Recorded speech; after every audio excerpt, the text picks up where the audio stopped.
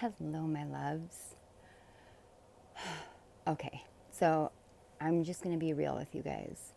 I am uncomfortable with sitting here and talking about this stuff because I'm not done. I'm not done with it in my life. I can feel the fact that I'm still learning in this way. I'm in my jammies. I'm in my bed. My hair, it was straightened this morning. And then I got up and was moving around. And I have this thing where the more that I move, my body sweats a lot. And it just is part of what's going on with me. I know I posted earlier about rest, but I want to talk about something that I've been going through that I wasn't ready for, and I was at the same time. When I made my post, I want to say it was in December, I'm pretty sure, right before the start of the calendar year of 2024, I felt called, pulled away from this channel, pulled away from content creation and really a lot of interpersonal and social interactions. My life that was so expansive started getting narrower and narrower, and what I was doing was reading a lot and spending a lot of time at home with my pets and my family. And something happened at the end of January with my family. And I'm not going to go into details because it's very personal, it's very private. But I want to talk about what it meant for me personally and spiritually. I would like to, we'll equate it to what is called exposure therapy. So when there are people who have extreme phobias or they have extreme things like OCD tendencies, there is also an extreme therapy technique that can be used. And it can feel like a perpetual, constant state of attack, and it is exposure therapy. So an example of this is if someone is, say they have a phobia of spiders, they are absolutely terrified, you have arachnophobia, and they want to, or for whatever reason need to overcome this fear. One way to do that is exposure therapy. So you put the person in a place where they are exposed to the thing that they fear in whatever way that the professional who is helping them presents it. It could be a spider in a cage. It could be them standing in a room with spiders on the floor. It could be them holding a spider in their hand. It could be all of these things over time. I've been saying in therapy and explaining to my husband and journaling that I feel as though I'm going through a spiritual exposure therapy phase of my life, in which the fears that I have held tightly to, that I have had a hard time letting go of, the traumas that I have held on to and held the secret of since I was a little girl, carrying within me burdens and truths and pains, because I believed that for me to carry it instead of sharing it meant that I wasn't spreading that pain. I have had to face these things in really, really challenging ways in my life. I've had to learn lessons the hardest way. Like we can be cycle breakers, we can be pattern breakers, but sometimes the ones that we want to be broken the most repeat themselves. Sometimes they repeat themselves in our very own children, and we can question ourselves. Why? I thought I had done everything right for it to end with me. And we can get to that place where we question everything that we've done.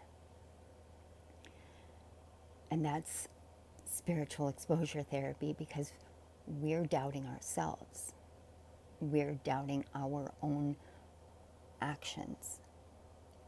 And we can have the best of intentions, take the actions, but it was never ours to break. It was never our pattern to break.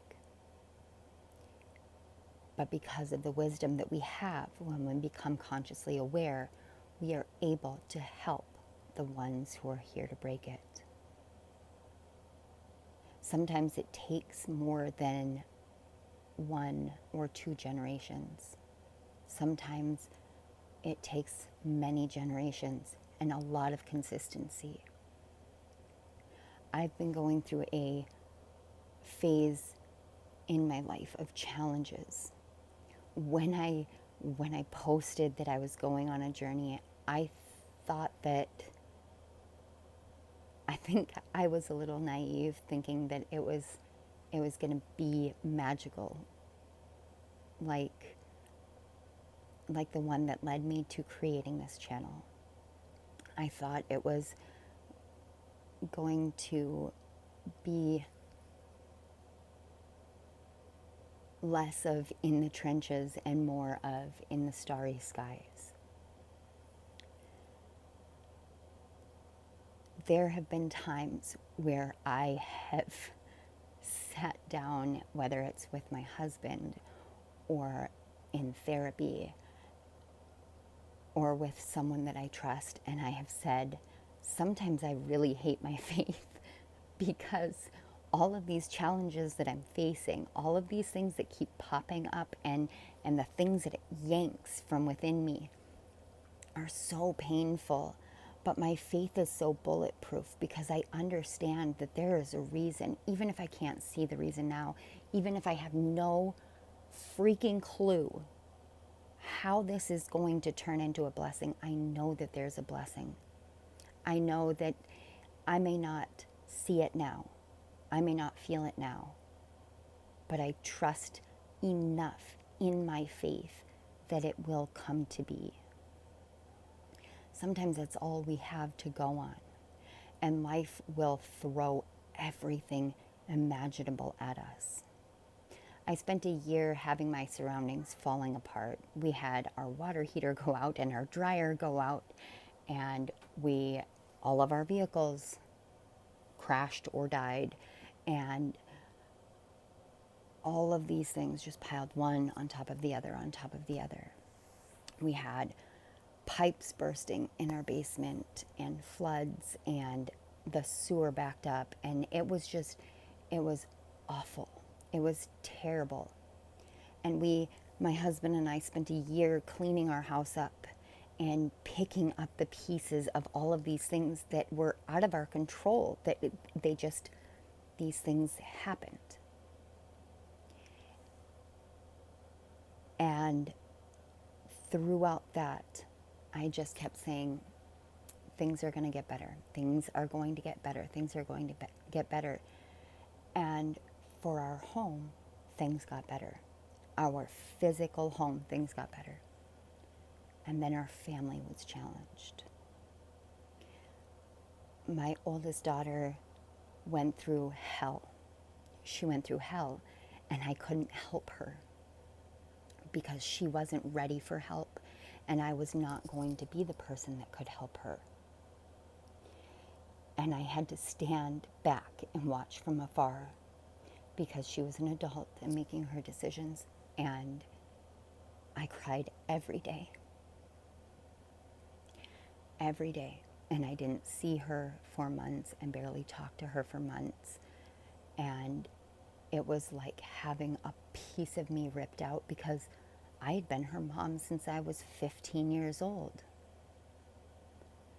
And it was all I knew how to do. It was all I knew how to be. And then I couldn't. I couldn't be the mom that swoops in, because these were lessons she had to learn. And I had to learn the hard way that it was out of my control, and that had to be okay.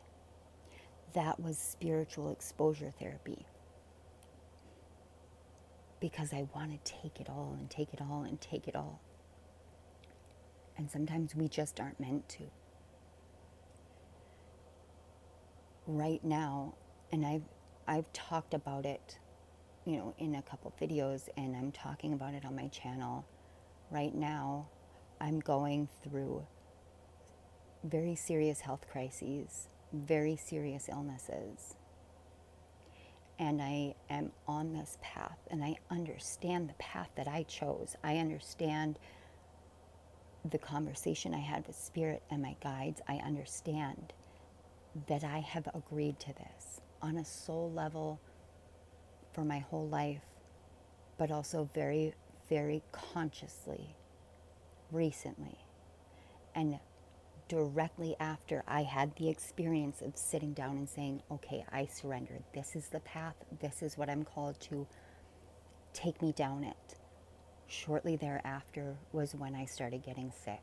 It was mid-April, and I know that because I've been documenting it. I've been journaling intensely and excessively, and I didn't realize until recently that had I not been doing that, I wouldn't be able to track it back. I wouldn't know when it started. I wouldn't know where I was at with it.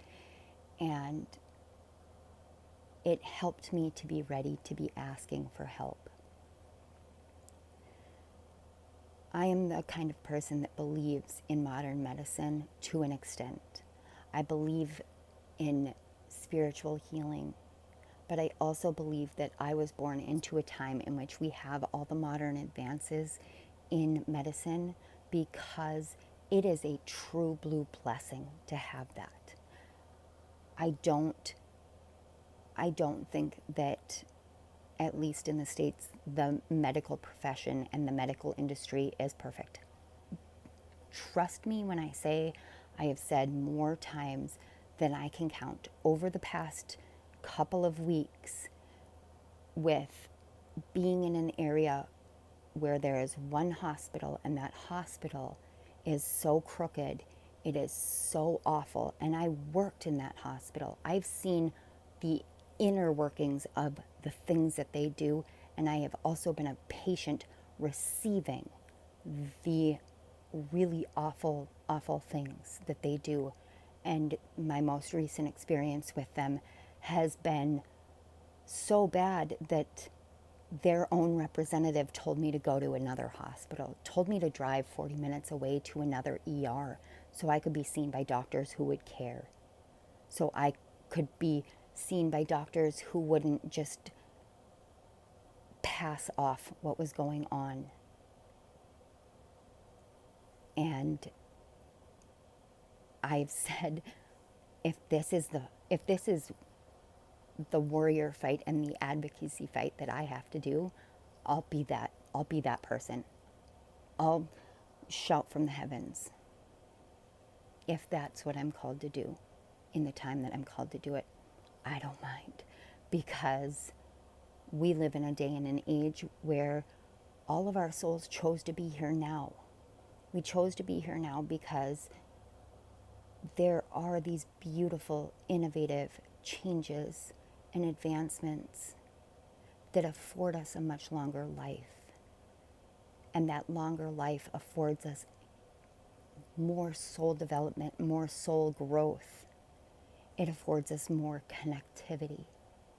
It allows spirit into this world, into our hearts, and helps us to connect to one another and to spirit for longer, in a deeper way. So I will do that fight if that's what I need to. And so today I'm sitting here trying to rest, and I was watching a video, and I was crying because a lot of you say to me, I feel so seen. I feel so understood because my gifts afford me that. I'm a very 12th house dominant person. It rules my chart. The 12th house does. The 12th and the first house. And in my own natal chart, most of it is still a mystery because it's so interwoven. But it's a blessing because it allows me to see other people so deeply, so profoundly. And yet I struggle with myself. A big reason why I struggled with myself is because I was holding so many things inside.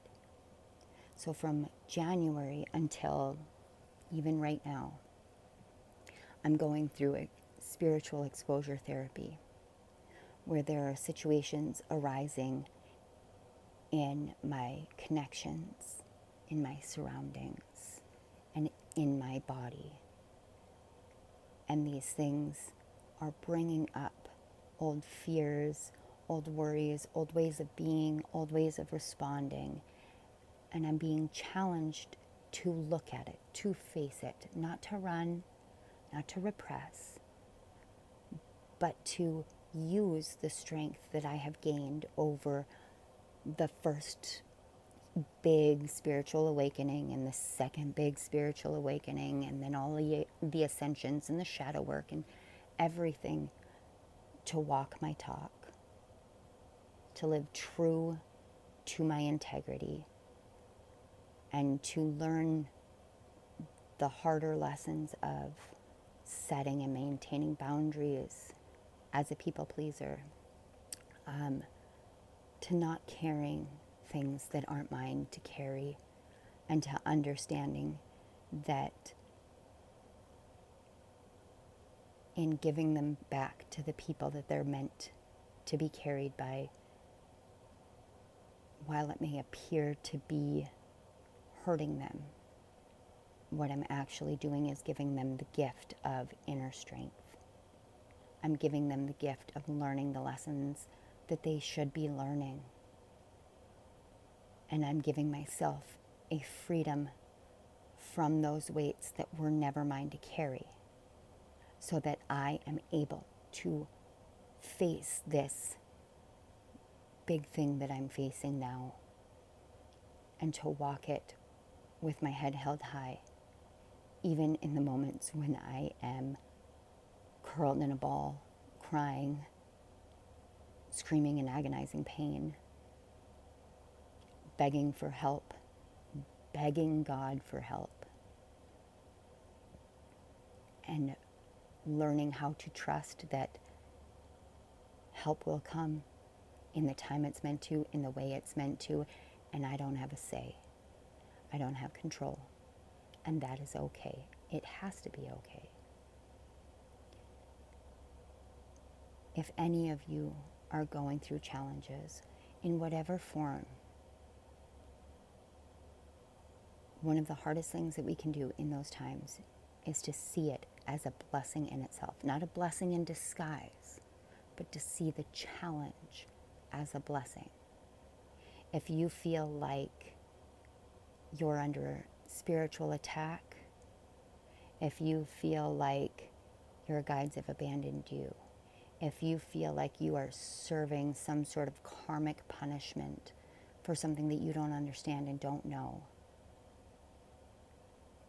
play with the concept of spiritual exposure therapy instead.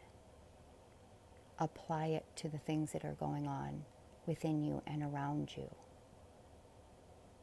See if possibly this might help you shift a perspective, or just hold a different one.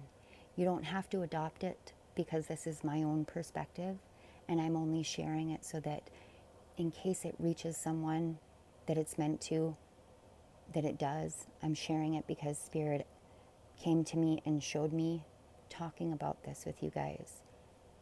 I'm sharing it because I trust in that. I'm a perfectly imperfect person. I am exhausted, tired. Though you may not see it completely, I'm in a lot of pain. I am very tired. I'm very shaky. My heart is not okay right now. And I'm okay with that truth.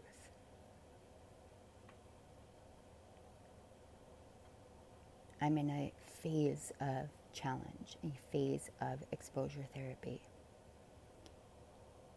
For those who have read my book, Chemistry with Kismet, you know this story. Those who haven't, I watched my dad die when I was 10 years old of a heart attack. And recently my pain has hit a level that I have screamed out of control. I didn't have control over it. It was like part of me was just in a complete physical reactive state. And then there was another conscious part of me that's going, I don't want my kids to hear this. And then another conscious part of me that remembers hearing sounds like that from my own father's mouth the day he died. And feeling fear flood through me because of that, and working to calm myself down as I am in an almost instinctual reactive state to physical pain that I don't understand, that I don't have answers for yet, that I don't know about yet. And realizing I'm out of my league, I'm out of my depth, I'm out of my experience pool with what's going on with me right now. I know the signs, I know the symptoms, I know what it looks like. I know I have talked to people and doctors, and I know where they're sending me and why they're sending me and what it looks like. I know what my intuition has been telling me. I'm aware of all of those things. And now I have to navigate through which parts are fear and which parts are true intuition, because it's very convoluted within me right now, and sometimes that's just how it is. Sometimes our intuition screams as loud as our fear and our anxiety scream. Sometimes they scream simultaneously and we don't know which one to listen to. And so in those moments, I have learned to listen to both. I've learned to write both of them down, to document them so that I can reflect on them, so that they don't just get pushed away into silence. I have learned to let all of the different things that come up and rise up within me to have a way to be heard in whatever way works for me at that time. I've gone through phases where it's just too physically painful for me to even journal because of my elbow or my wrist. And in those moments, I talk things out. I get them off my chest. I get them out as much as I can. Whatever works for you, however it is that you navigate your way through these things. Trust in yourself in those times. And I hope that Spirit called me to make this message because someone needed to see things through a different lens. I hope that it sparks something in you to find that strength that you carry within, because you do, you have it. Even when you don't feel like you do, you do. I know what it's like to break down. I know what it's like to feel weak. I know what it's like to feel like everyone is against you. I know what it's like to feel alone and like you have no one. I know what it's like to feel abandoned by people, by the world, by your body, by spirit. I know what those feelings are. I have experienced them. I know them from my own lens. I don't know them from yours, but I do know them from mine. And so we can use this mutual descriptions and identification of what it is to find a common ground so that we all know we're not alone in it. Sometimes Spirit brings things to us because the fear has become so ingrained and so buried that we don't realize we're still carrying it. We can think that we've healed something and then not realize that there's still something inside of us that resists, that pushes it away, that fears it, that carries more wounding.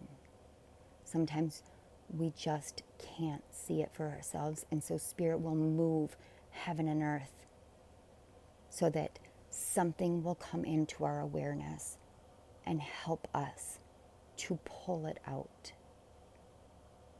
because we're worthy of being healed, because we're worthy of finding joy, because we are worthy of experiencing the joys in life and the blessings. Sometimes the things that we think are blessings in disguise are simply blessings. And sometimes the greatest challenges in our life are actually the greatest blessings as well. And it doesn't feel that way. It doesn't feel that way to me right now. But there's a part of me that understands it enough to challenge that anxiety and that fear. And so I am sharing this with you. I'm giving it to you all as a gift, as a collective message. And I hope that it helps, even just a little. I love you guys. Bye.